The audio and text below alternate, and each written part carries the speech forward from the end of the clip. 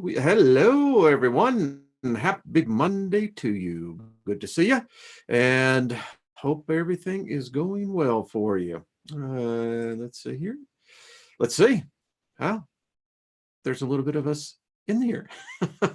So I'm glad to see everyone. Hope you had a great weekend. Really do. Hello, Brad, Lori, Sarah, Christopher, Michael, Great Scott. Good to see you. Jerry, hello. Claire, how y'all doing? Good to see you. Hope that your weekend was good for all of you on the East Coast. I hear you're digging out. Well, listen, hopefully it'll stay around for the 25th, and that way you can say you had a white Christmas. Us here in the West, we're kind of envious. We didn't get any of that. So hope you're digging out and having good. Welcome all the moderators. So good to see you. Maria, good to see you as well. Crystalline, hello. Blazing River, good to see you. Lucas, Hadley, good to see you. So, anti-popular girl. You're awfully popular with such an anti-popular name. Hello, Lois. How are you doing? Matt, good to see you. JH, how you doing? Jamie? So, lots of things going on. No doubt about it. Folks, it's getting weirder and weirder and weirder all the time. Seriously. And I got some stories that I've pulled up here to validate just how fast things are moving. Did y'all, I know I had a number of people who wrote, I guess you saw the show yesterday, and Jeff made reference to my work clothes, because that's what they were. And hello, Gemma, how you doing? Indestructible One, hello, first time. Well, good to see you. Hello, thank you. So anyway, people wanting to see what Jeff was talking about, so I guess I'll show you. Yeah, had a good time. Good time to meet a lot of good people, and I always like meeting strangers. It's just kind of cool when you get into a crowd situation, if you know what I mean. So anyway, so for all of you who want to see it, I'll leave it up here just for a second, and we'll move on because we have much more. So there I am. There you go. For what it's worth. Had a great time. We were putting up the tree and things. So anyway, there you go. I won't bore you anymore with that nonsense. Hello, Patrick. How are you doing? We're going to do our show tomorrow, Patrick. Man, I'll tell you what, Patrick, I know you're getting emails. I'm getting emails. This is going around the world. I saw a video that Princess Warrior and Maria Truthseeker had put together. I've seen a number of them that people have done all around. And wow. Listen, it's not surprising. I mean, these are sentient beings. You can go back and do like I am doing. I'm digging deep, and I'm finding that our ancestors knew this. To them, it wasn't strange. The sun was a living entity because the earth was, and there had to be a relationship between the two in order for you and I to be here, and this vegetation and other species of life. And I have no doubt they want to talk. They got some things to tell us because I'm getting downloads. I don't know about the rest of you. I think I have a theory, folks, just a theory. about, I think, what may be happening. Like I said, it's just a theory. By the way, start looking up near the Pleiades, and next 3 weeks, we're going to start seeing 46P coming in, folks. Going to be a big one. So the comet, it's going to be pretty. They say it ought to be quite spectacular.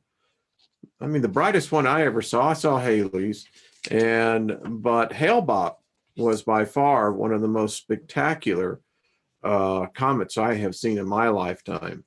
That was just a beautiful comet.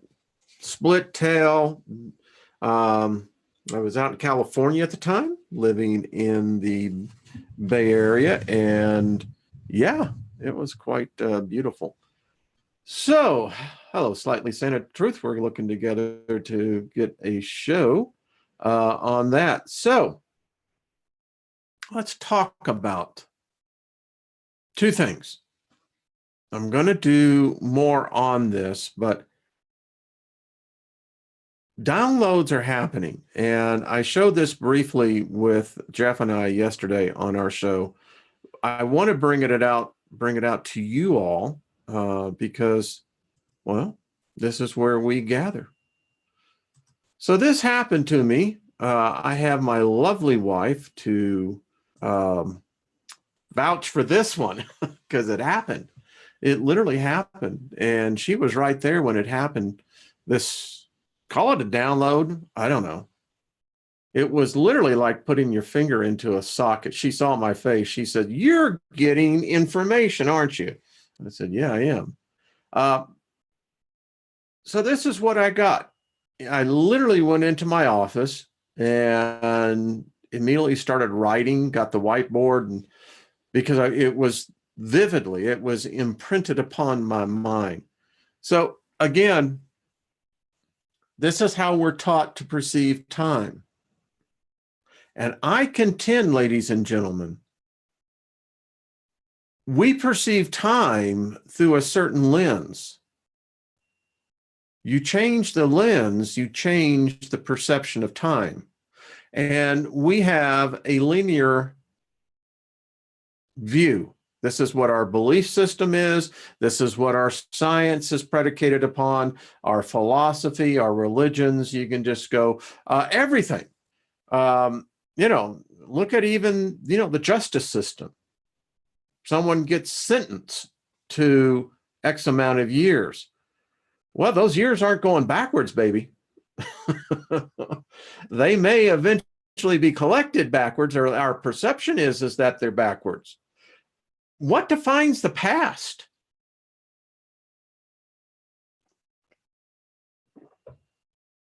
Think about it. I contend that time is non-linear. It's only in our perception is it in a straight line going from what we perceive to be past, present to future. That's how we perceive ourselves aging, et cetera, et cetera. But I believe that that's wrong. And this is what this hit me on Saturday. As I was explaining yesterday, time is not universal. There are different flows of time, just as there's different perceptions of time. We all experience it.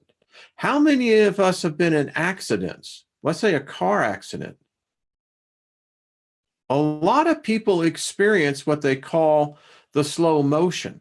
And actually, it's just the opposite. You are actually speeding up, and we get the same effect in videos and film. What you see as slow motion is actually fast motion film. So time becomes what it really is. Time is literally just frames of cause and effect, motion, inertia, resistance. And time can be warped. Time can be bent. take two different observers. One who, let's say, is in the accident itself. They're perceiving time very slowly or absolutely no time at all. They have lost consciousness. But those who are alert all say it. Now you have observers on the street. They're not seeing this in slow motion. They're seeing this in real time to them. And things move very fast.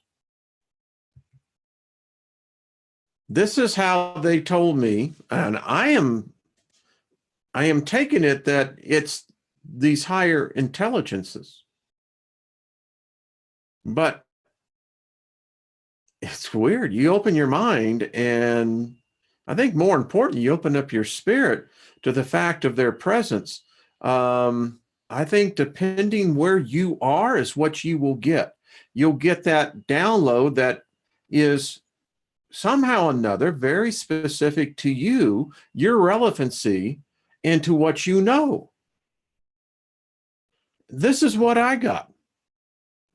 And I saw a couple of comments yesterday, and we need to talk a little bit more about this because I can go in depth in this a little bit more. So our perception of time is linear, and that is not the case. And here's the proof of this. If you plant, let's say, a tomato seed, then that is an event that happens right now. Now you begin on a path of what I call bifurcation of time. And the bifurcation of time, bifurcation just simply means to divide. That's how you get bifurcated juries. So now look at time, because let me get back to the tomato plant and we'll finish that thought out. You've already set into motion what the future will be dictating. Now, there's a lot of events that could happen in between that time that would then alter what we would call future past to past future.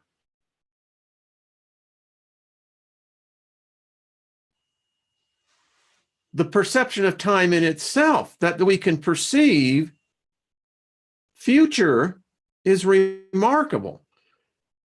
I've asked in my notes, can the animal kingdom perceive the future? Do they perceive time in the same nonlinear viewpoint? I mean, the animal kingdom is consciousness, right? Who would argue with me? Who has a dog, a cat? Canines are very adaptable to Homo sapiens, to man. We can cyclically communicate, and it's amazing how we just throw this off. It's like, yeah, my dog loves me anyway. No, there becomes a psychic connection. How many of you have ever adopted a pet? You go to, like we have up here, the dumb friends leagues, and there's others. All of those animals are looking for a psychic connection. And when one's made, typically it's a happily ever after story. So if we perceive time as a motion, a wave, and here's the question I have for all of you brilliant minds out there. Is time dictated by the speed of light? Is time faster than the speed of light? Or is the speed of light tied to time? If time is a measurement of distance, then if time is a variable, can time again be impacted? People say, well, it's impossible to go back.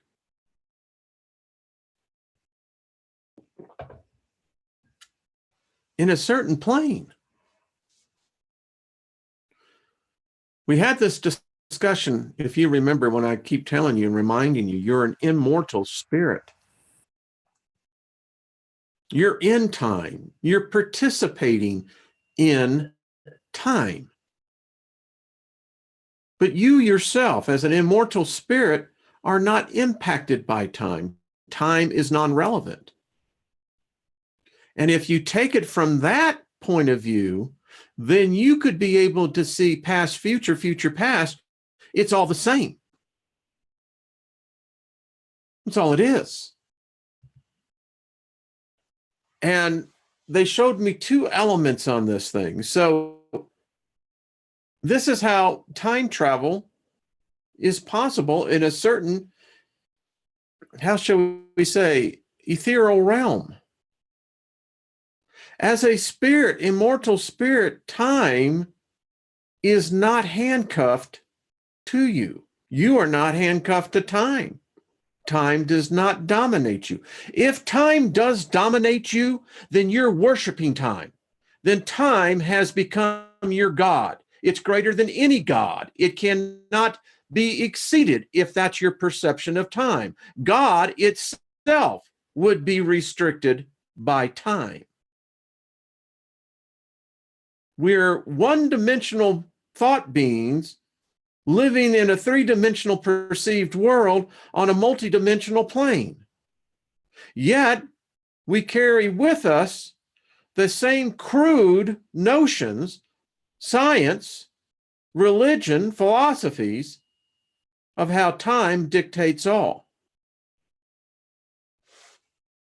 And if time exists, then there has to be a thing called anti-time. I don't see very many papers on this. I searched. Very few thoughts on anti-time. What are the implications of that? And then there is yet that which immortal beings dwell on, which is called non-time.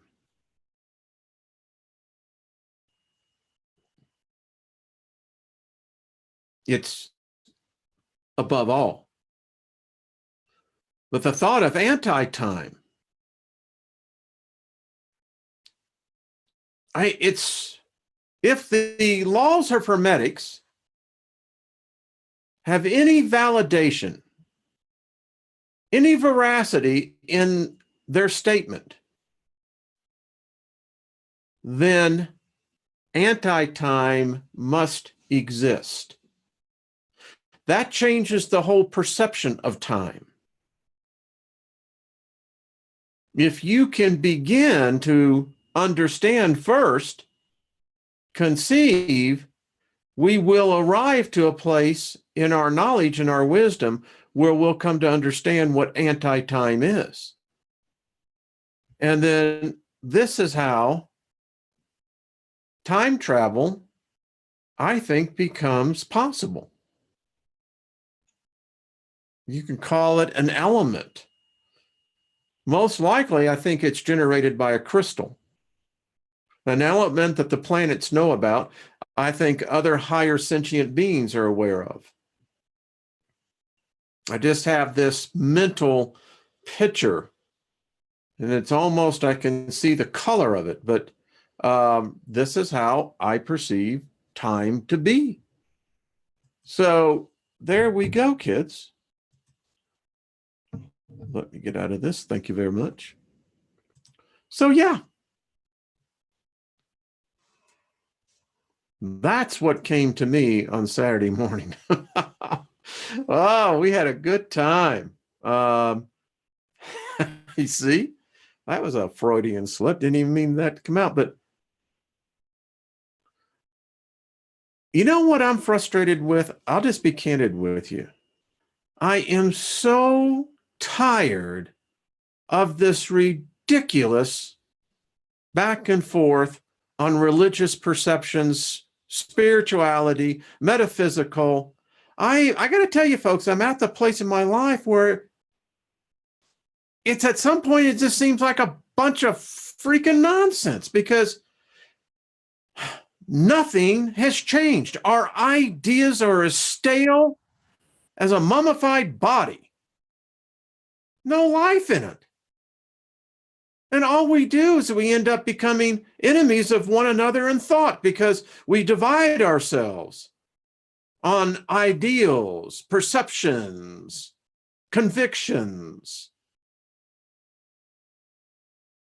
And there's nothing fresh. There's nothing new.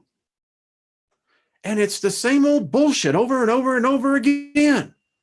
I get so tired of, well, this is the way it's been. And if you have to look at the language and understand. No, I don't need something from the first freaking century. I'm in the 21st century. Why don't I have someone of a divine nature announcing something for the 21st century mind? Why is it incumbent upon me as a 21st century brilliant being to have to resort back to a first century ideology or philosophy or religion? Nonsense. It doesn't work.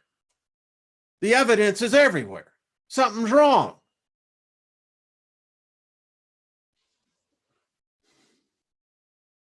We've got to stop. So, taking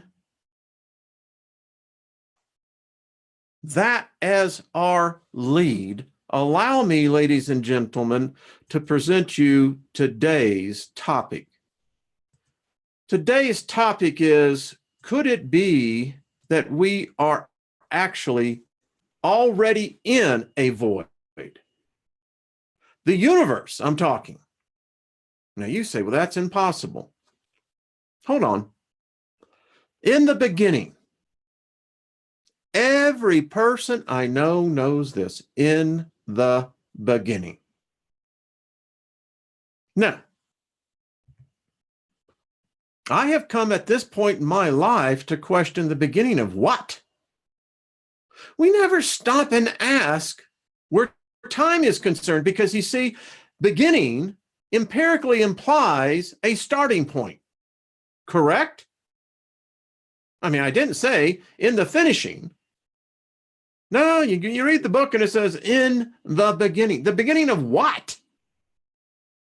If God, in its concept, as painted by most religions, exist, it would be impossible to have a beginning, and I'm going to show you why.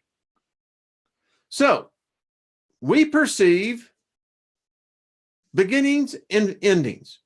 That's how our minds are perceived. We're born, we're going to die. So, in essence, you could say that the start-finish line is one and the same.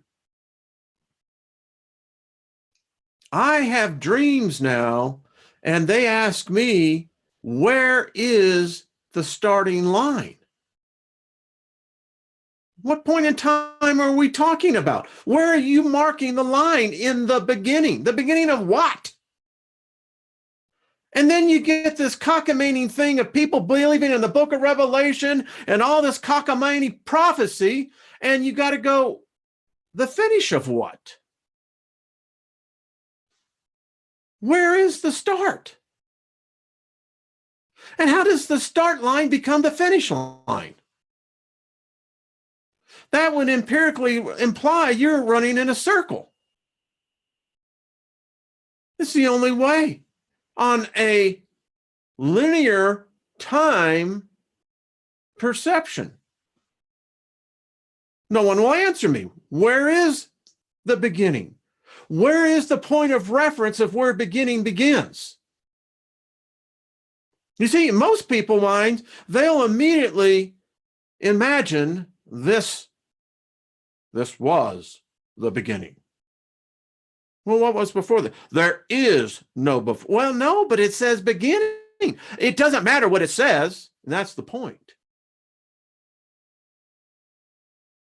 Your brilliant mind. So where is this beginning, this start line at?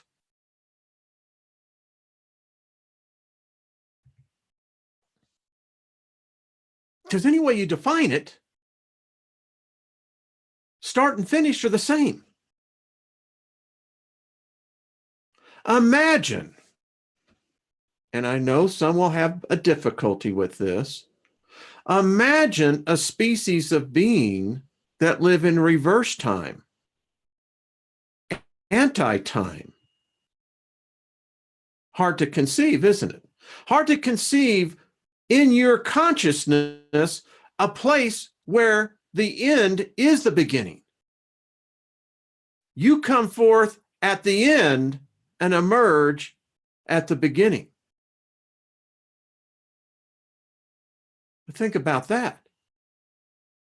Your death would actually be your birth.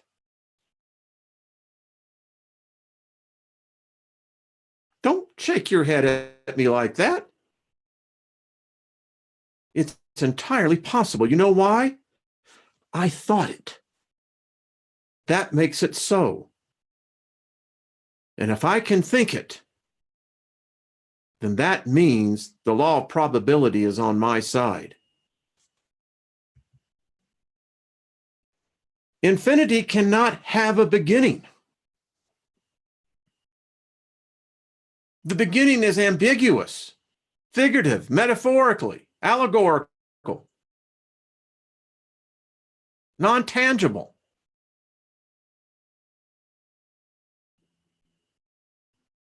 If infinity is, then beginning can never be. Neither can end. It's a conundrum then. Remember my diagram?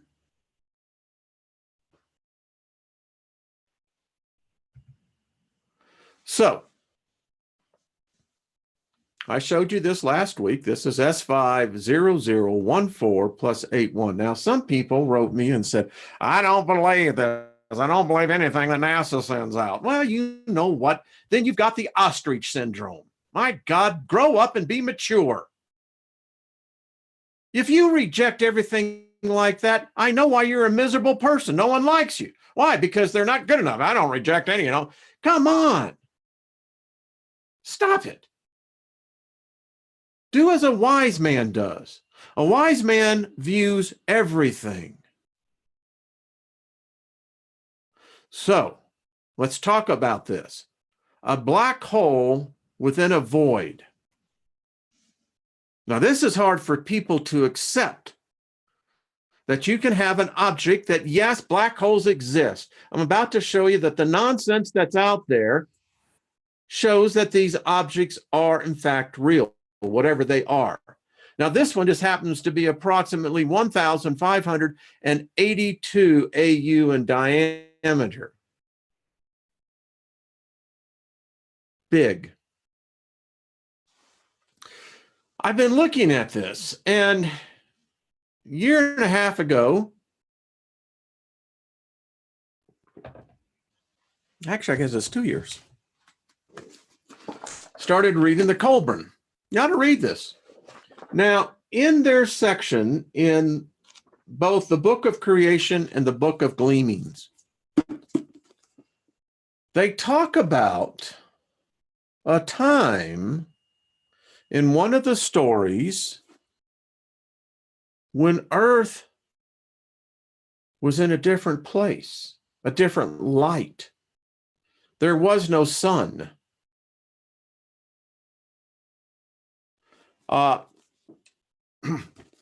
The species flourished. Now, in Velikovsky's book, Immanuel Velikovsky, in his book, Worlds in Collision, he proposes that something like this did happen. Something mainline science, even the metaphysical, have missed. We can't conceive something greater than our own sun, our own realm of the capacity for us to hold reality and keep it in our cognitive thought process. I contend, ladies and gentlemen, that if we have a beginning, and if we want to use some sort of imaginary line as the beginning, I contend that the beginning was where we entered in this void. I don't think it's where we ever originated from. And I contend We're still in that void, but I also postulate the idea we may be emerging out of the great void. Maybe what we call ascension. We'll talk about that a little bit more. We discussed this last week. We're going to discuss this more because you can't just merely be so condescending and say it doesn't matter when. Yes, it does matter. You are part of this, whether you want to accept it or not, or whether you can handle it or not. But we're talking voids, ladies and gentlemen, that are bigger than the Milky Way, bigger than our quadrant of space, bigger than the entire superclusters of galaxies. I contend that it could be that this is where we are right now and have been. We're in a place, a space, if you want to define it, that we're trying to make sense of the things, of what we're seeing. And it's having an impact on us. I think it's had an impact on our species for a very long time. Look at this picture. This is an actual picture of, you can call it a black hole, you can call it a void, an absent region of no light, of space, whatever you want to call it. It's real.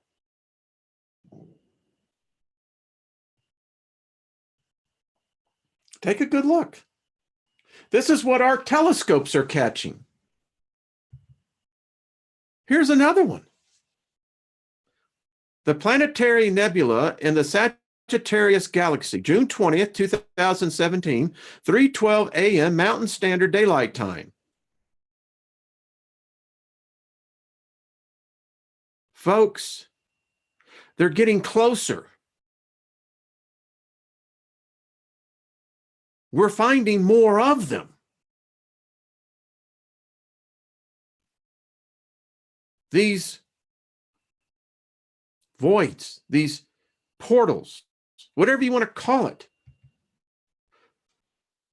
And the question I have, are black holes portals to the voids?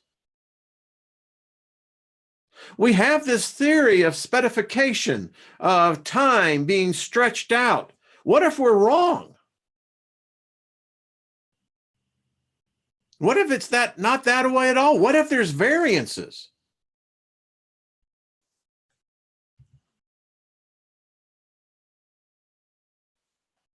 We can map these things now. Electric universe, plasma, whatever we want to just debate this, we know they're there. And then you have to ask yourself, well, what is time doing? I dreamt that, again, I think it's something to do as well with pyramidal shapes, cubes. I believe that time is on a totally different, I don't think we can conceive of it. And my question is, I don't know if these are life planetary destroying events. I got a sense there's something else here. We know that they move fast, very fast. Huge distortions of space-time.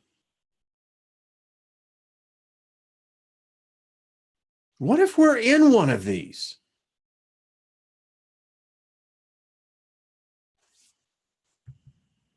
This is a real black hole. You can see the region of space. I'll show you another picture here, but this is what it looks like through spectrometry. This is a black hole.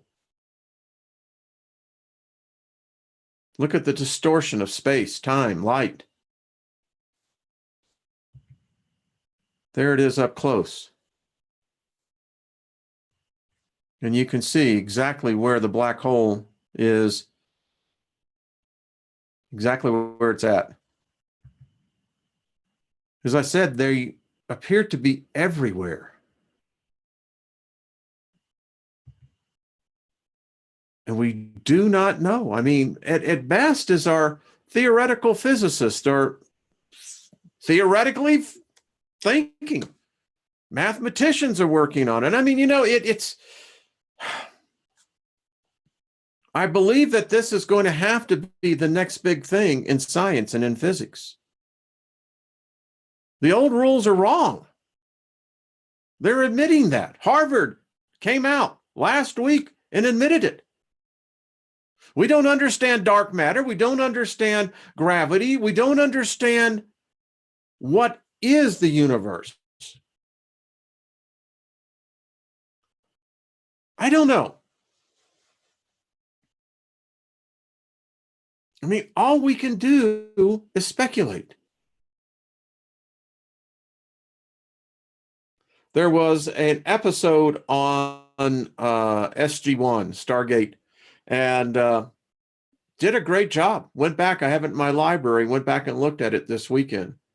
And the whole event thing of a black hole. In that episode, ladies and gentlemen, what they found, they were on a planet, and the away team was doing their collecting of samples, and boom, out of nowhere, showed up a black hole. Now, of course, they did on the science they had back then, 20 years ago.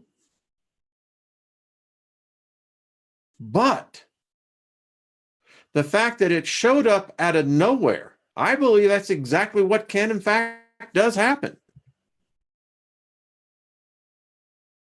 Grasp this. This is where we would fit in the middle of this. And I don't think that this is the largest one. I think we're going to yet find bigger ones. If we can find voids bigger than superclusters of galaxies,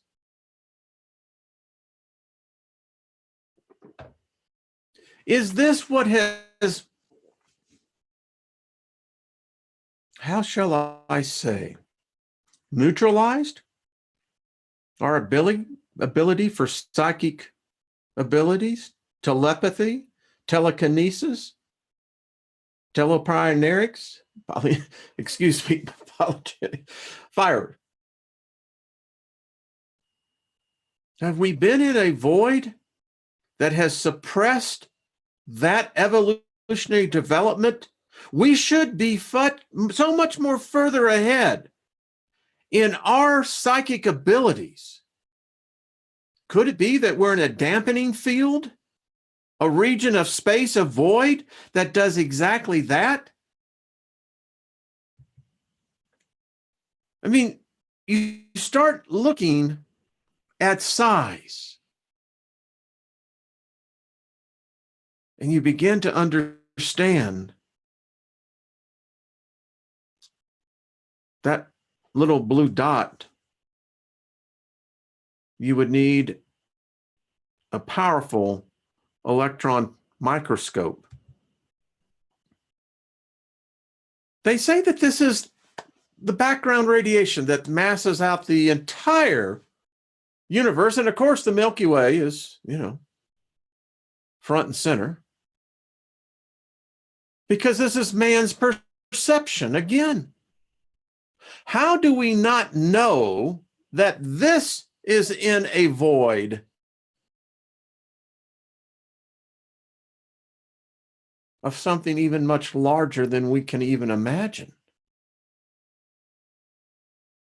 Think about it.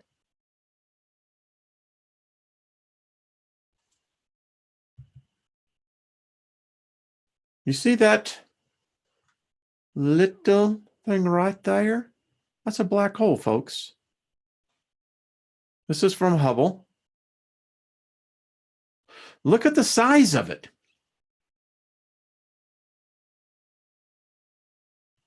Hard to believe, isn't it?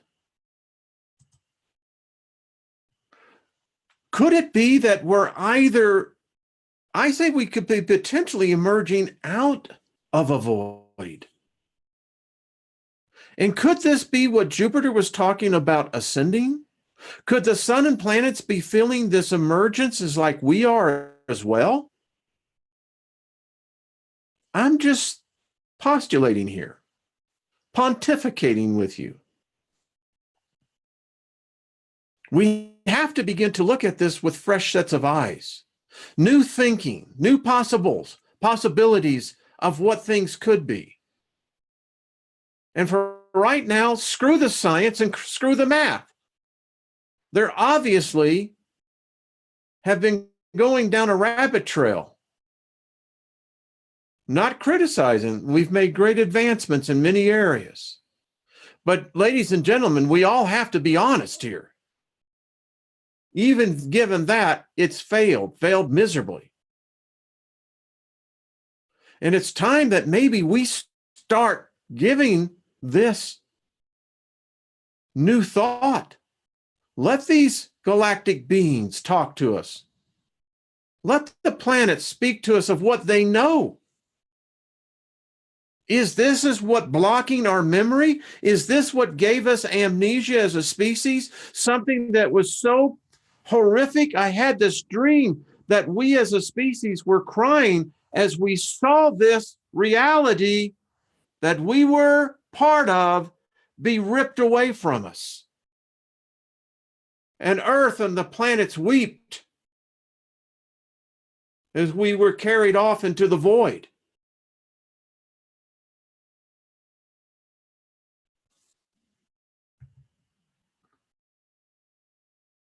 Could it be that these are, in fact, ascension portals? I don't know. Is there a different class of them? I mean, they have to be a portal to something. That is something I think we can all agree on. They must be a part of something. We haven't been able to comprehend yet. I think the planets know. I think the sun knows. If we can see this as we begin to map out the pieces of what we can see of the perceived known universe, and we're seeing huge, vast areas, what they call voids, empty space.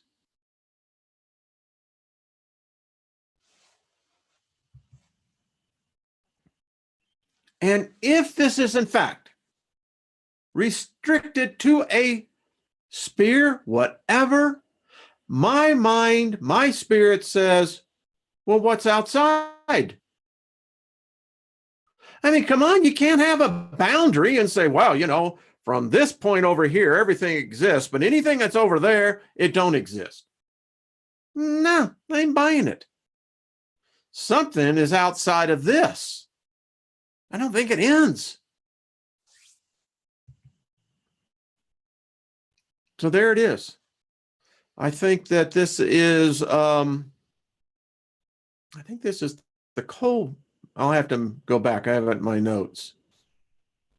This one's close, folks. Here's another one. Distinct voids. What lies within there? I don't know. Star Trek Next Generation did a couple of good ones on this, about entering into these voids. They were avoided even in the series Next Generation. Here's a region of space that they estimate these things are more populated than not. It almost makes you think that these things eat galaxies.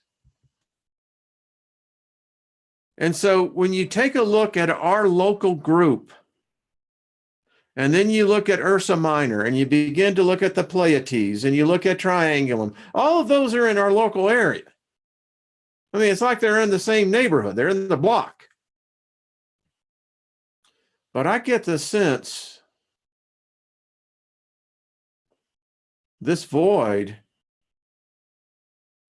could very well envelop the universe itself, and definitely a local group. We wouldn't know much difference. So this is what I was meditating on. Man has always seen the same stars, the same seemingly rotation. But is this how it really is, or was, or should be? What if our universe has already been in a void? A void so massively large, it is beyond our conception of what is reality, but nevertheless still real. And what if we are about to be the emerging out of the void? Could this be the ascension, the second coming, the resurrection, the arrival, the great awakening, whatever you label it, you want to apply to it? But could this be what is happening to everything in this reality?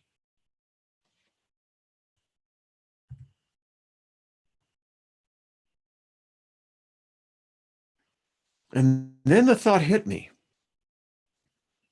What if these are focals, like a lens? What if these are a technology that can advance, let's say, a solar system 50,000 light years in less than 30 or 40 years? What if these have the ability to have the lensing effect on spirits as well?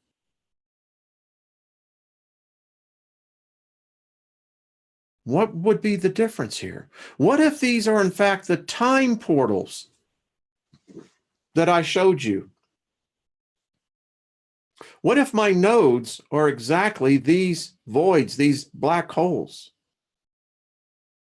What if that's exactly what they are, nodes? To go into multi dimensions, multiple planes. What if these are in fact the escalators, the elevators?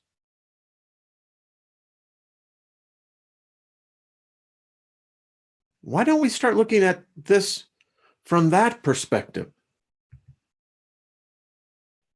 We may emerge also at the very beginning of where we entered.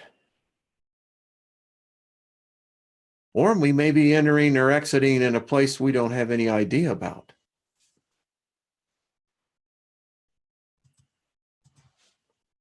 So there you go.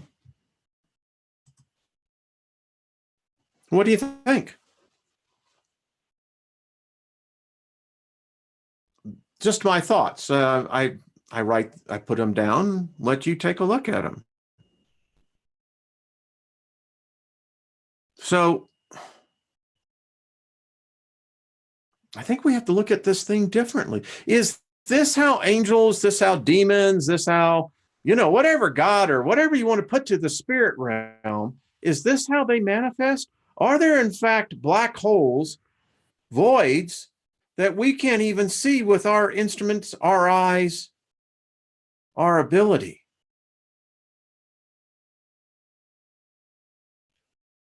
When you think about it, it begins to make a lot more rational sense than nonsense.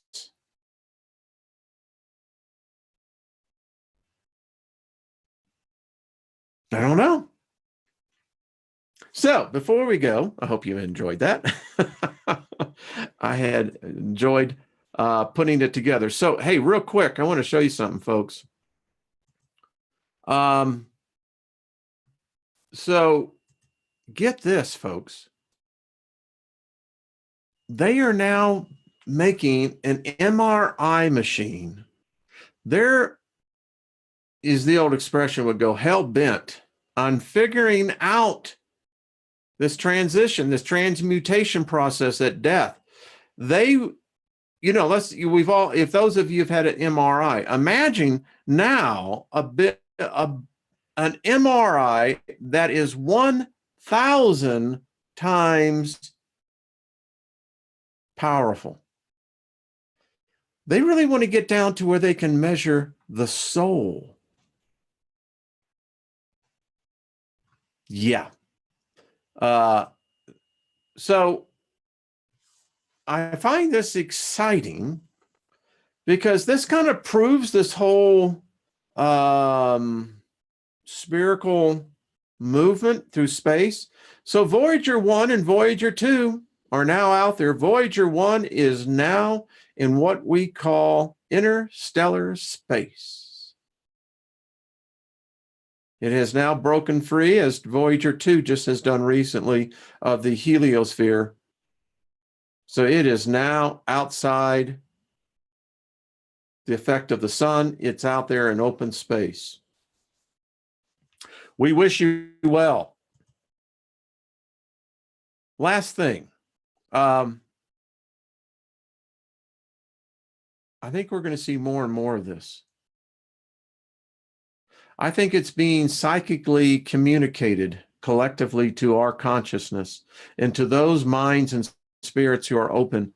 I think we're going to get more and more of this, folks. We're going to get back into the planets. We're going to understand this knowledge that was lost. By the way, here is coming in.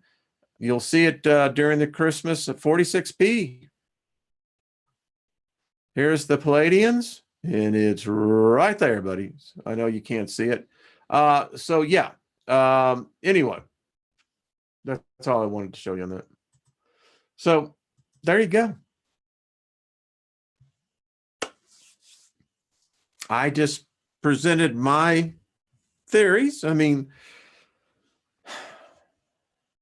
it seems to make more sense. I don't know. I'm looking forward to find a good mathematician, a good PhD that would begin to apply some theory on this. Maybe I'll talk to Claudia and see. It's going to require a whole different approach. You know, there's so many that don't want to believe in black holes, but folks, I think our species has been in one. I do. All right, folks. Thank you for your time. You know, let me just evoke in favor of a blessing over all of you. May there be nothing missing, nothing broken in your lives. That which has been stolen from you, may it be returned sevenfold. And that which has been broken, may it be mended as new. We need a lot of mending to do here, folks. And we need a lot of things that have been taken from us returned. And I think that has a spiritual application to it as well. If you're smart, you'll stay away from my front door. Okay. Well, I ain't going over there. Thanks, Alfred. Isn't that interesting, Sarah Kay? I'd like to hear a little bit more about that. That would be fine. So, folks, I just want to say thank you. Thank all of you. This is a journey. And, you know, when we get into things of passion and understanding, you know, we begin to realize that we've got to break out of these, I don't know what they are. Spells, mind coitus, I don't know. I have a feeling if it was mind coitus, it would feel better, because I certainly feel like times like where we're getting screwed. Let's see, if black holes are intake and the suns are the output, the two may, hey, wow, Buzz, way to go. All right, dude, you see, now that's type thinking we've got to begin to think about. I mean, something's happened. Something is happening. And I don't know about you, but I get frustrated when I see what science or the governments or other things are trying to tell us. And you look at this thing and you're going, okay, well, either I'm seeing something that's totally different, or, you know, I don't belong in this reality. Maybe that's also, think about this, folks, as I'm beginning to think about this. People that show up here. Think about this. You could have these potential portals. They could be exactly the time conduits. Maybe this is what you achieve when you're able to do astral travel and begin to do astral projecting. Maybe this is what people who can, you know, do remote viewing. Maybe this is where technology of a race of beings have understood this technology, have had millennia to study it and understand how to harness it, how to begin to use it. I mean, we certainly did the same thing with the atom, did we not? If you had a conversation with theoretical physicists 100 years before the atom was split, they would call you damn shit crazy. Haul your ass out. But no, today, when we think of atoms, well, now we think of hydrogen.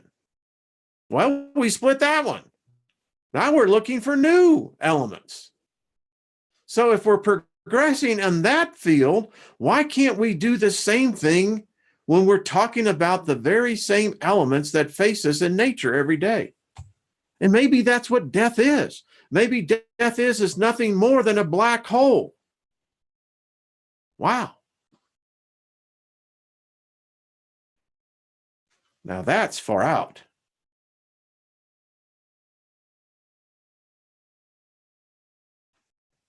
A black hole, and when you emerge, what's the first thing you see? The light.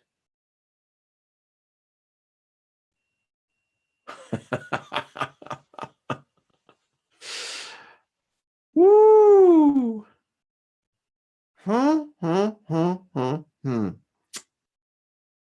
Yeah, there we go. What is Tony wanting to go fund me? Does anyone know on what that is?